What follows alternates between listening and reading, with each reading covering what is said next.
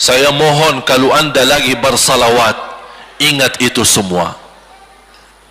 Nabi Muhammad bukan Nabi yang biasa. Nabi Muhammad adalah Nabi yang penolong kita nanti di hari kiamat. Seandainya kita masuk neraka Jahannam, masih ada harapan kita dapat syafaat Nabi Muhammad sallallahu.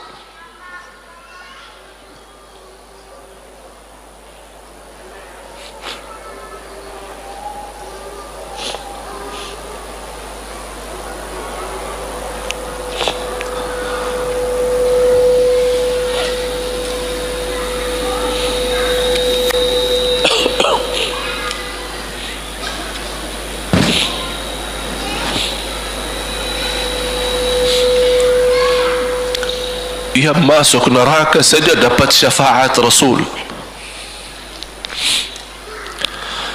Jadi sejauh mana kita bisa mencintai beliau, sejauh mana kita minat mempelajari kehidupan beliau.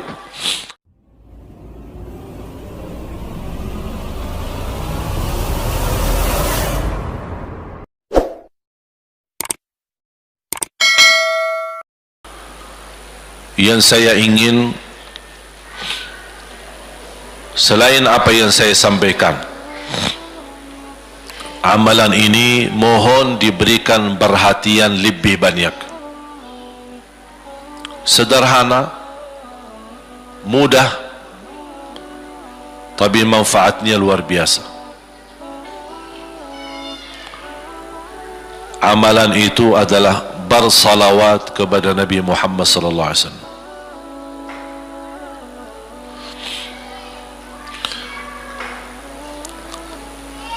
Kali ini saya tidak minta anda bersalawat seperti biasa. Saya yakin Bapak Ibu suka bersalawat, tapi kali ini saya ingin anda membawa salawat kepada Rasul dengan penuh rasa cinta. Demi Allah jamaah sekalian, tidak ada di antara kita yang bisa dan mampu membalas kebaikan Nabi Muhammad untuk kita semua. Salawat kepada Nabi Muhammad, satu kali salawat kita dapat 10 kali rahmat. Ini baru satu kali, dapat 10 kali rahmat. Nabi Muhammad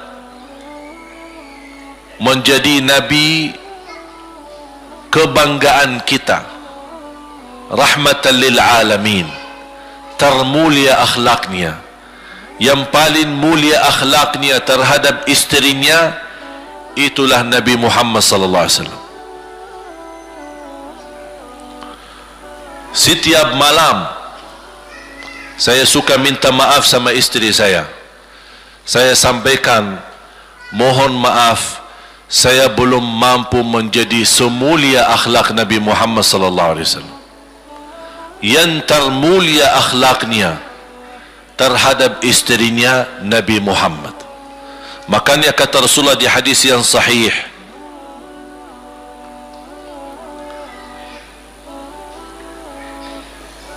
ahsanun nasi akhlaqan ahsanukum li ahli. Yang paling laki-laki yang termulia adalah laki-laki yang termulia akhlaknya terhadap istrinya. Dan Rasul juga bersabda, dan akulah yang termulia terhadap istri-istriku. Nabi Muhammad itu bukan hanya dengan salawat kita dapat 10 kali rahmat, tapi kita dengan bersalawat kepada beliau dijamin kita dapat syafaat beliau di hari kiamat.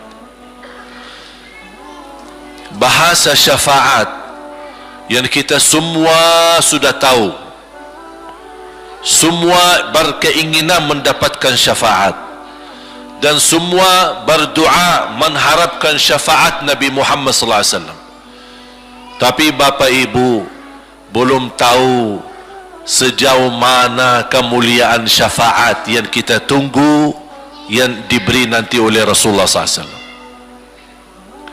Syafaat Nabi Muhammad sallallahu alaihi wasallam adalah langkah yang kita harapkan, bukan hanya umat Islam, bahkan seluruh umat, Yahudi, Nasrani, Buddha, Hindu, seluruh manusia di hari kiamat mengharapkan syafaatnya yang disebut dalam hadis Asy-Syafa'atul Kubra, syafaat yang paling agung yang Allah izinkan Nabi Muhammad untuk diberi kepada seluruh manusia, yang Islam maupun yang tidak Islam.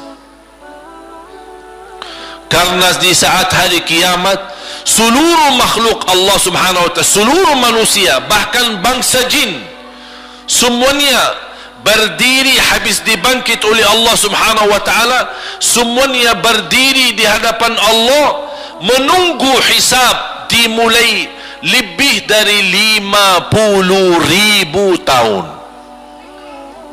Bisa enggak terbayang berdiri berapa lama?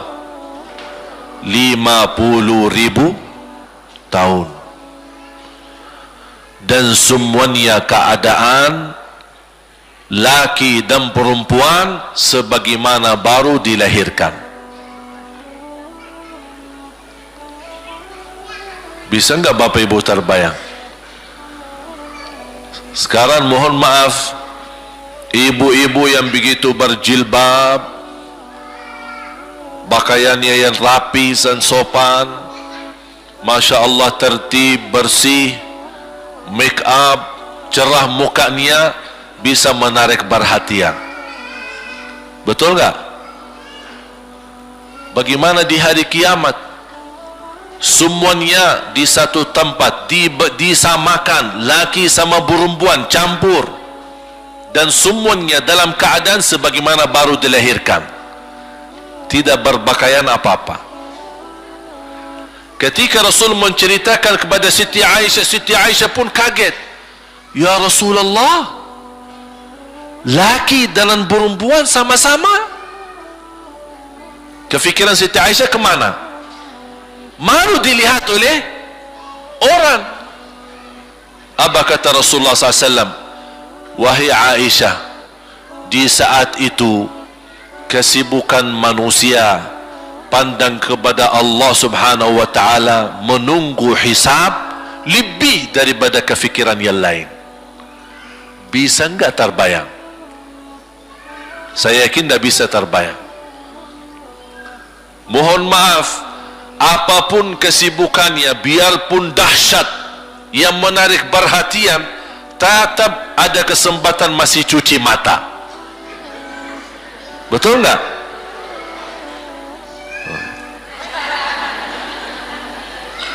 Tapi kalau di hari kiamat beda keadaannya.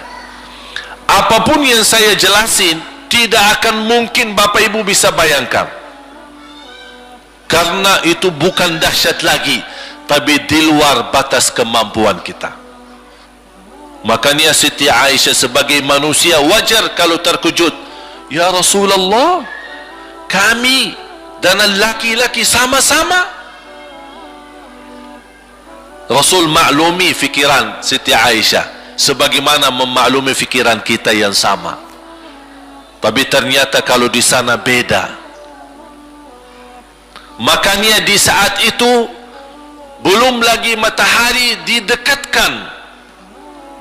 Disebut dalam hadis mil, 1 mil. Di dalam satu hadis 1 mil adalah, kalau untuk dalam mata itu kan berapa ukurannya? Berapa senti ya? Sangat kecil. Betul? Kalau dalam bahasa Arab itu namanya mil. Berarti ukuran nanti di hari kiamat kita berdiri 50.000 tahun dan mataharinya dekat seperti ini. Di riwayat mil bukan yang itu maksud, tapi adalah ukuran perjalanan 1 mil. Kira-kira 1 mil cukup jauh? Sama, kurang lebih berapa kilo? 1,5 kilo? Ya, kurang lebih 1,5 kilo. Sekarang jutaan kilometer kita merasa panas. Sudah ada AC, sudah ada kipas, sudah ada ujang, sudah ada ini, tapi merasa begitu panasnya. Itu jutaan kilometer. Bagaimana kalau 1,5 kilo? Makanya Rasul menggambarkan nanti di hari kiamat, yang biasa di dunia kalau kita keringat dari atas ke, kalau di hari kiamat terbalik, keringat kita dari bawah ke atas. Ini tergantung dosa kita. Kata Rasulullah, ada yang keringatnya sampai ke mata kaki, ada yang sampai ke lutut, ada yang sampai ke paha, ada yang sampai ke perutnya, ada yang sampai ke dadahnya, ada yang sampai ke lehernya, bahkan ada yang sampai merasa sudah sesak nafas, ingin melamatkan diri supaya tidak tenggelam di dalam keringatnya sendiri. Dalam keadaan itu 50.000 tahun. Di situ manusia sudah merasa gelisah, sudah cukup merasa tersiksa. Semua larinya, penolong siapa yang bisa menolong kita? Kita minta tolong kepada siapa yang bisa menyampaikan hajat kita kepada Allah supaya mulai hisab? Karena sudah kita tidak kuat lagi. Semuanya larinya kepada Nabi, Nabi Adam, Nabi Ibrahim, Nabi Nuh, Nabi Musa, Nabi Isa. Semuanya jawab yang sama, nafsi, nafsi, Allahumma sallim, sallim. Ya Allah, selamatkan diriku sendiri. Tak ada yang urus anak, istri, suami, keluarga, apalagi manusia lain. Sama keluarganya saja dia lari. Tak ada. Nafsi, nafsi, diri sendiri, ya Allah selamatkan. Diri sendiri, ya Allah selamatkan. Diri sendiri, ya Allah selamatkan. Nabi Adam jawab begitu. Suruh barangkali Nabi Nuh bisa bantu kalian. Datang kepada Nabi Nuh, nafsi, nafsi, Allahumma sallim, sallim. Datang kepada Nabi Musa, nafsi, nafsi, Allahumma sallim, sallim. Datang ke Nabi Isa, nafsi, nafsi, Allahumma sallim, sallim. Sampai terakhir Nabi Isa berkata, ada satu, saya rasa dan yakin dialah yang bisa memberi bantuan.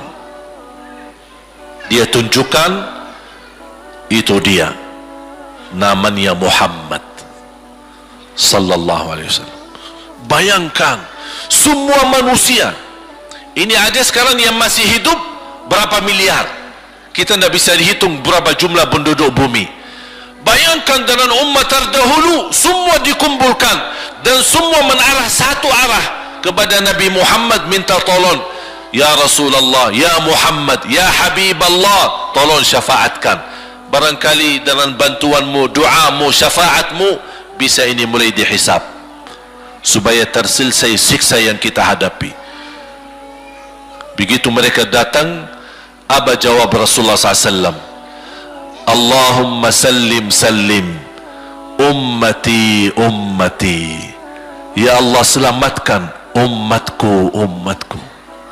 Fikirannya umatnya, bukan istrinya, bukan anaknya, bukan orang tuanya, bukan siap, umatnya. Umatnya dia fikirkan. Kemudian dia sujud di hadapan Allah Subhanahu wa ta'ala. Kata Rasulullah, di saat itu aku bersujud, Allah gerakkan lidahku untuk memuji Allah dengan kata-kata pujian yang tidak pernah makhluk pun sebelumnya sebutkan pujian itu. Artinya pujian yang Allah anugerahkan untuk Nabi Muhammad sebelumnya tidak ada satu makhluk pun yang bisa mengucapkan, hanya Nabi Muhammad, dan hanya di saat dia sujud di hadapan Allah di hari kiamat. Allah biarkan beberapa lama, habis itu Allah berkata, ya Muhammad, irfa' ra'sak wasal tu'ta washfa' tushaffa'. Ya Muhammad, angkatlah kepalamu, dan silahkan minta apapun, aku berikan. Silahkan beri syafaat kepada siapapun, aku terima syafaatmu. Langsung dia berkata, ya Allah, kasihan manusia, mohon segera dihisab. Baru mulai dihisab, turun kitab-kitab. Ada yang mengambil kitabnya dengan tangan yang kanan, itulah bahagia. Ada yang mengambil kitabnya dengan tangan kiri, dia berusaha sembunyikan tangan kirinya karena dia malu kalau kitabnya diterima dengan tangan kiri. Dia sembunyikan tangannya yang kiri ke belakang, larinya buku amalannya ke belakang dan langsung nempel di tangannya. Tak ada yang bisa lari di hari itu. Semua amalan, buku amalannya dibuka oleh Allah, dan akan Allah mulai menghisabkan kita satu persatu. Tak ada kelompok-kelompok, tak ada bendera, tak ada ormas, tidak ada kelompok, tidak ada pimpinan. Masing-masing benderanya kita apa? Buku amal. Dan Allah manggil kita bernama satu-satu. Ibu, sini, datang. Kata Rasulullah sallallahu alaihi wasallam, yuhasibullahu al-abida laisa bainahu wa bainahu turjuman. Allah akan hisab hamba-hambanya satu demi satu, bersatu-bersatu, dan tidak ada penerjemah. Jadi tidak bagi terjemah, translate. Ya Allah, saya tidak mengerti bahasa Arab, saya tidak mengerti bahasa, ya Allah, gimana ini, saya butuh translate atau benacara supaya bisa bantu saya lulus dari hukum. Tidak ada. Yang hakim Allah, keputusannya Allah, yang menentukan Allah, mahkamah yang dikuasai Allah, hamba di hadapan Allah, saksi semua, tangan saksi, mata saksi, lidah saksi, kaki saksi, buku amal saksi, malaikat saksi. Bagaimana kita mau lari? Ditanya oleh Allah, hei hambaku, ingat enggak di malam itu, di tempat itu, kamu berlakukan dosa itu? Seorang hamba yang masih memiliki iman, dia merasa dan ingat, dan dia merasa malu, dia tunduk kepalanya. Kata Allah, malu ya, malu. Tunduk, ya malu ya Allah, malu, malu. Dan subhanallah, tanda rahmat Allah, ketika Allah bertanya dengan kita, tak ada orang lain yang bisa lihat. Supaya apa? Supaya hisab kita di antara kita sama Allah tidak terbocor kepada orang lain, supaya tidak malu sama orang lain. Allahu Akbar. Habis kita sudah laku diri, ya Allah, saya ingat dan saya rasa salah dan saya malu. Apa kata Allah? Waktu itu kamu lakukan dosa itu, aku tutupi, aku tutupi. Tak ada yang tahu. Kita lakukan dosa ini udah sekian tahun, ada yang tahu enggak? Tak ada yang tahu. Karena kita lakukan di saat sembunyi. Kata Allah, di saat itu kamu lakukan dan kamu tahu itu dosa, tapi aku tutupi supaya kamu jangan menjadi malu di depan keluarga atau di depan sahabat. Aku tutupi. Dan aku sekarang sudah menutupi dosamu di dunia, dan sekarang aku hapuskan dan ampuni dosamu di akhirat. Allahu Akbar. Disitulah terasa anugerah, ampunan Allah yang maha kuasa. Dan Allah di saat itu mampu menghukum kita. Dan kalau Allah menghukum kita, Allah tidak pernah menzalimi kita. Justru itu keadilan Allah, tapi Allah tidak memperlakukan keadilannya justru yang mendahulukan ampunan dan kasih sayangnya. Habis selesai hisab, harus semua tanpa kecuali liwati neraka Jahannam di atas sirat. Sirat yang panjang, yang kejam seperti pedang, yang tipis sampai tidak bisa dilihat oleh mata. Katanya tipisnya seperti, subhanallah, imam bisa jalan di atas rambutnya. Kejam lagi, masuk di atas serat, terus jalan. Di saat itu ada doa yang ia melamatkan kita sampai menuju surga. Nabi Muhammad sallallahu alaihi wasallam, dia sudah duluan. Kalau Sayyidina Abu Bakar perjalanan di atas sirat disebutkan 100 tahun, tapi Sayyidina Abu Bakar satu langkah di atas sirat, langkah kedua di depan pintu surga. Dahsyat. Ini Sayyidina Abu Bakar seperti itu. Bagaimana Rasul? Rasul sudah menunggu di depan. Mulai manusia satu persatu jalan di atas sirat, dan Rasul di saat itu sibuk berdoa, Allahumma sallim sallim, ya Allah selamatkan umatku, ummati ummati, ummati ummati, sampai mereka terselesai. Sampai di situ saja. Sebelum masuk surga ada berita gembira untuk umatnya Nabi Muhammad sallallahu alaihi wasallam. Tidak boleh ada yang masuk surga, harus berjumpa dengan beliau dulu, tatap muka, dan disediain minum yang disebut air Al-Kautsar, dan di situ banyak gelas. Tinggal kita ambil gelas dan minum.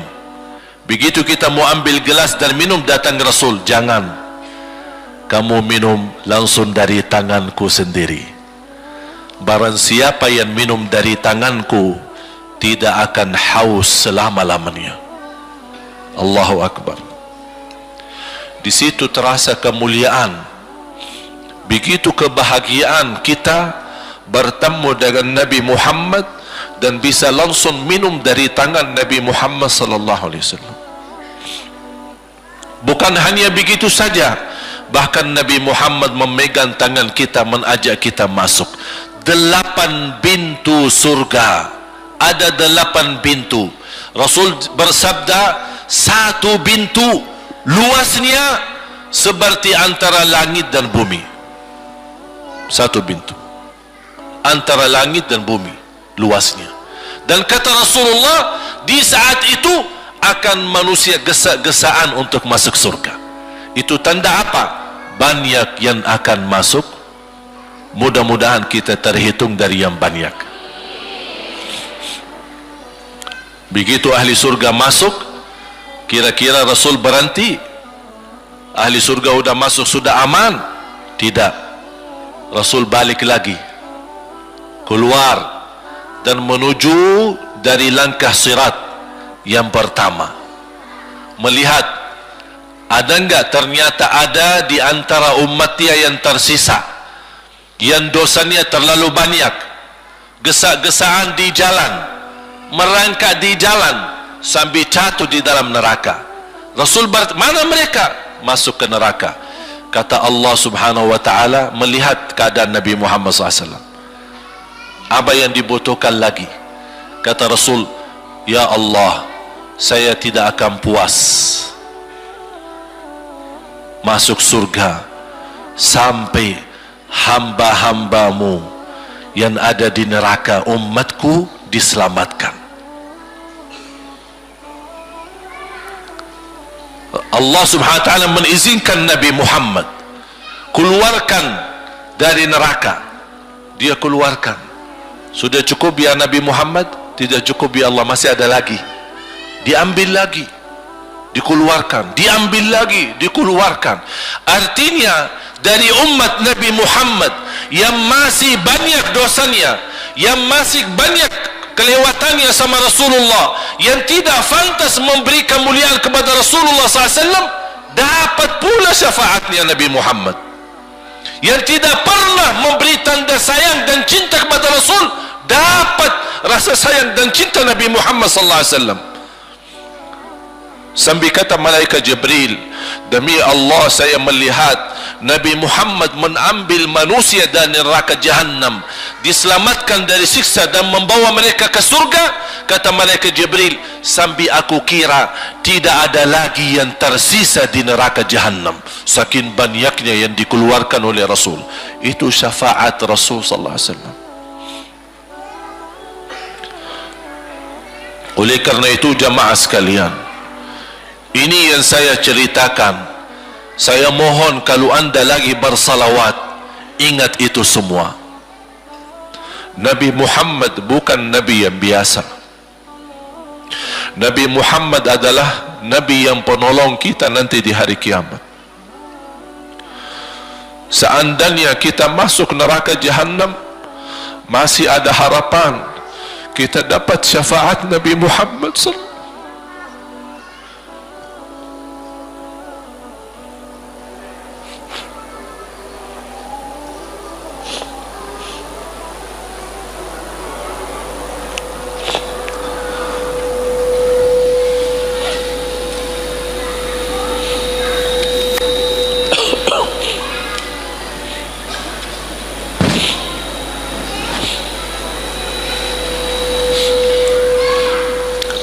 Yang masuk neraka saja dapat syafaat Rasul.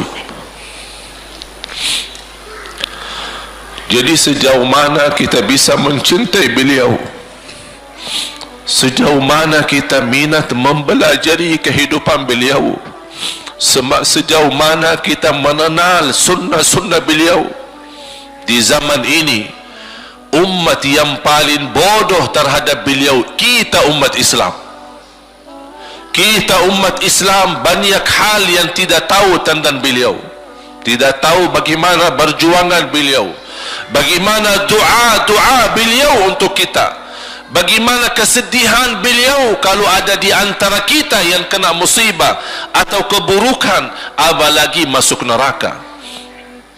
Siti Aisyah radhiyallahu anha,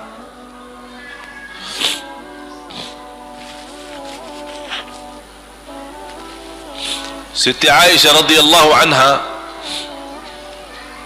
pernah minta sama Rasul doa. Ya Rasulullah, tolong doakan saya. Rasul mendoakan, Allahumma ighfir li Aisyah ma taqaddama min dhanbiha wa ma ta'akhkhar, ma qaddamat wa ma akharat, wa ma asarrat wa ma a'lanat. Ya Allah, ampunilah dosa-dosa istriku Aisyah, dosa yang lama, dosa yang baru, dosa yang terang-terangan maupun dosa yang tersembunyi. Siti Aisyah menaminkan doa Nabi Muhammad dan menangis dan bangga dan senang. Saking senangnya, saking bahagianya, dia tertawa sambil Rasul melihat Siti Aisyah. Senang wahai Aisyah? Apakah kamu senang dengan doaku? Kata Siti Aisyah, bagaimanakah aku tidak senang? Aku justru merasa bahagia dengan doamu untukku ya Rasulullah. Apa kata Rasul? Ketahuilah wahai Aisyah, ketahuilah doaku yang baru ini untukmu, itulah selalu doaku untuk umatku di setiap salat. Itu doa Nabi kita buat kita. Setiap beliau salat mendoakan kita, ya Allah ampuni dosa umatku, dosa yang lama, dosa yang baru, dosa yang sembunyi, dosa yang terang-terangan. Setiap salat itu doa Nabi kita, Nabi Muhammad SAW untuk kita semua. Apa yang diminta oleh Rasul? Rasul tidak minta banyak dari kita. Salah satu yang diminta oleh Rasul dan memohon satu itu berbanyak, itu satu-satunya yang Rasul minta banyak. Selain itu Rasul tidak pernah minta banyak. Satu-satunya Rasul minta banyak apa? Salawatlah kepadaku, berbanyaklah salawat kepadaku. Mengapa Rasul minta berbanyaklah salawat kepadaku? Kenapa tidak minta amalan yang lain untuk dibanyakkan salawat atau amalan yang lain? Mengapa hanya salawat? Rasul berpesan berbanyaklah salawat kepadaku karena Rasul tahu dengan kita berbanyak salawat kita akan dijamin dapat syafaat beliau, dan itulah beliau yang diinginkan. Bukan hanya dapat syafaat, bahkan Rasul sendiri bersabda, aqrabukum minni majlisan yaumal qiyamah, yang paling dekat kepadaku hari kiamat yang paling banyak salawat kepadaku.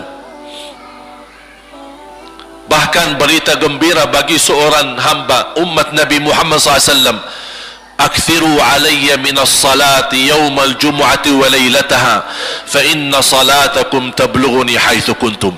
Ini keistimewaan khusus, kelebihan amalan yang utama, bahkan yang terutama di hari Jumaat dan di malam Jumaat, fokus hanya bersalawat kepada Rasul. Mengapa? Karena Rasul yang berpesan, Rasul yang minta. Rasul berpesan, berbanyaklah salawat kepadaku malam Jumaat dan hari Jumaat. Mengapa ya Rasulullah khusus hari Jumaat dan malam Jumaat? Karena salawat kalian Allah sampaikan kepadaku. Kata guru saya, barang siapa yang ingin Rasul kenal dengan dia, berbanyaklah salawat kepada beliau, karena langsung nama kita akan sampai. Ya Rasulullah, ini salawat bapa dan ibu dari Bandung, kan sampai. Ada riwayat, ada malaikat khusus tugasnya setiap kita bersalawat dibawa kepada Rasulullah sallallahu alaihi wasallam. Allahu akbar.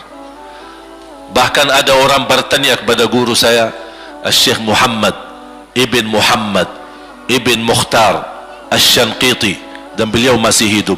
Subhanallah, ketika di salah satu pertanyaan di majlis ta'lim di Masjid Nabawi, ada orang bertanya, mana yang lebih diutamakan di hari Jumat? Banyak baca Quran atau banyak salawat? Kita milih yang mana? Beliau menjawab dengan jelas, dengan tegas, di hari Jumat dan malam Jumat lebih utama banyak salawat daripada banyak baca Quran. Mengapa? Karena kata beliau, karena itulah permintaan Rasul sendiri. Berbanyaklah salawat kepadaku di hari Jumaat dan di malam Jumaat. Dan banyak riwayat yang lain. Kalau saya sebutin manfaat, keutamaan salawat kepada Rasul, lebih daripada 100 manfaat. Menghilangkan kesusahan, memberi kemudahan lunasi hutang, menyembuh penyakit, menjamin ampunan dosa, mendapat 10 rahmat, mendapatkan syafaat Rasul, posisi kita semakin mulia. Setiap kali kita salawat semakin naik darajat kita. Barang siapa yang salawat kepadaku 10 kali, dapat 10 kebaikan, dapat 10 rahmat, dihapus 10 kejahatan, dan naik 10 darajat, dan di akhirat dapat syafaatku. Luar biasa. Hadis yang terakhir, Ubay bin Ka'ab radhiyallahu an berkata, ya Rasulullah, aku suka berdoa. Karena salawat, arti salawat adalah doa. Arti salawat, doa. Ya Rasulullah, aku suka berdoa. Berapa dari doaku saya jadikan untukmu? Artinya berapa persen ya? Kalau bahasa kita, berapa persen kira-kira? Kalau misal saya doa 10 menit, berapa menit untuk Rasul dan yang sisanya buat aku? Contoh, aku kalau berdoa, ya Allah ampuni dosaku, ya Allah murahkan rezeki, sembuhkan penyakit, Allahumma salli ala Muhammad wa ala ali Muhammad. Berarti lebih banyak untuk diri kita baru untuk Rasul. Sahabat itu ya Rasulullah bertanya, ya Rasulullah, berapa bagian dalam doaku saya jadikan untukmu? Apa kata Rasul? Kata Rasulullah SAW, ma syi'ta wa in zitta fahuwa khairul lak. Ya terserahmu, mau doa bagaimana untukku, ya terserahmu, tapi semakin banyak untukku, semakin banyak manfaatnya untukmu. Apa kata sahabat? Ya Rasulullah, saya akan jadikan separuh doaku hanya salawat kepadamu. Artinya kalau saya doa 10 menit, 5 menit salawat dan 5 menit doa untuk diriku sendiri. Apa kata Rasulullah? Terserahmu, wa in zitta fahuwa khairul lak. Kalau kamu berani tambah, itu jauh lebih baik untukmu. Tawar menawar sama Rasulullah SAW, sampai di ujung hadis beliau berkata, ya Rasulullah, saya janji doaku semuanya untukmu. Artinya apa? Kalau dia angkat tangan berdoa, tidak satu pun minta buat dirinya. Bismillahirrahmanirrahim. Allahumma salli ala Muhammadin wa ala ali Muhammad. Allahumma salli ala Muhammadin wa ala ali Muhammad. Allahumma salli, sampai selesai. Tidak minta ampunan, tidak minta rezeki, tidak minta sehat, tidak minta keturunan, tidak minta apa-apa, hanya fokus dengan salawat. Karena dengan salawat, apa yang kita niatkan terkabul.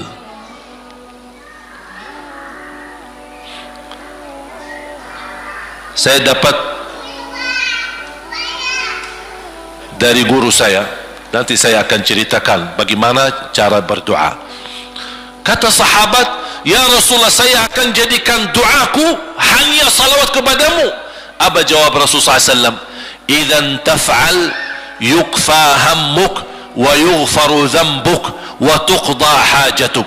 Kalau kamu lakukan hanya doamu hanya salawat kepadaku, akan dihilangkan segala kesusahan, diampuni segala dosa, dan dikabulkan segala hajat.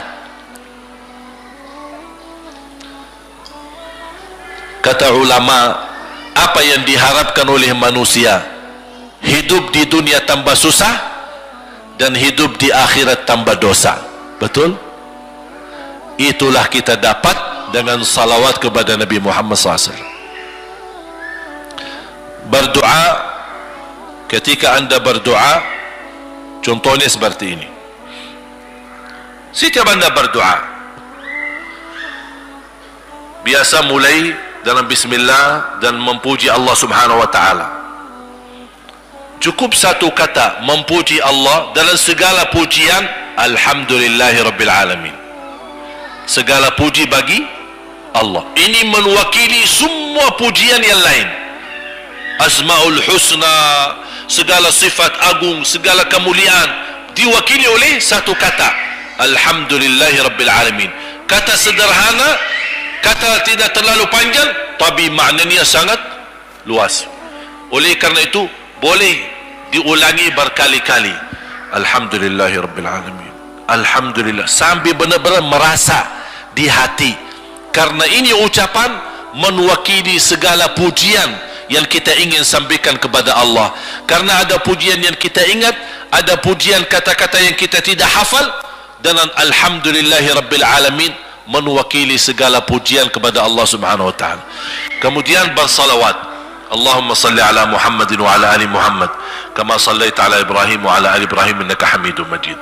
Silahkan doa, ya Allah ampunilah dosaku. Allahumma salli ala Muhammadin wa ala ali Muhammad. Ya Allah sembuhkan penyakitku. Allahumma salli ala Muhammadin wa ala ali Muhammad. Ya Allah berikan kepada aku anak yang salih salihah. Allahumma salli ala Muhammadin wa ala ali Muhammad. Jadi setiap langkah doa diawali dan diakhiri salawat. Faham? Subhanallah Wallahi dahsyat. Saya tidak bisa cerita apa lagi. Mau cerita apa lagi? Wallahi dahsyat. Saya tidak pernah istiqamah menamalkan doa seperti ini. Alhamdulillah selalu terkabul. Bahkan nyata Allah kasih. Udah selesai. Wallahi jamaah sekalian, salawat kepada Nabi Muhammad bukan budaya, bukan kebiasaan, tapi amalan yang sangat manfaat buat keselamatan kita, kebahagiaan kita di dunia maupun di akhirat. Bahkan keselamatan buat anak kita, salawat kepada Nabi Muhammad SAW. Terakhir, sekali lagi, ketika anda bersalawat, apa yang saya cerita tadi, tolong dihadirkan dalam fikiran. Siapa Nabi Muhammad itu? Nabi Muhammad penolong kita di hari kiamat. Nabi Muhammad yang membawa syafaat untuk kita. Nabi Muhammad yang menunggu kita di surga. Nabi Muhammad yang membela kita di saat kita berdiri di hadapan Allah.